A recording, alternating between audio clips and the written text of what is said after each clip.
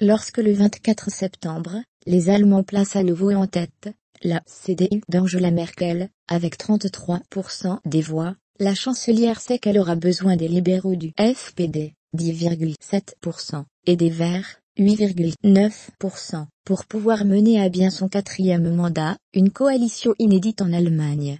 La CDU signe là son pire score législatif depuis 1949, et l'entrée de l'extrême droite au Parlement, 12,6% des voix pour l'AF, ternit plus largement encore sa victoire.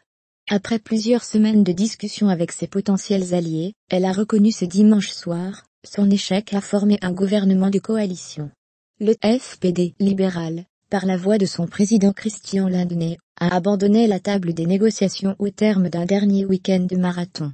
Il est préférable de ne pas gouverner que de mal gouverner. Il a jugé qu'il n'y avait pas de position commune, et de confiance mutuelle suffisante, pour pouvoir gouverner ensemble pendant 4 ans. Reconnaissant que la question des migrants, notamment, était au cœur des crispations, la chancelière a déploré cette décision. Les partis n'ont pu s'entendre sur un plafonnement du nombre de demandeurs d'asile, ni sur la question du droit au regroupement familial en Allemagne.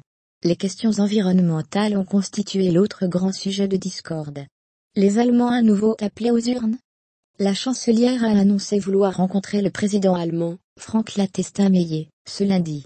C'est lui qui pourrait décider de renvoyer les Allemands devant les urnes en début d'année prochaine.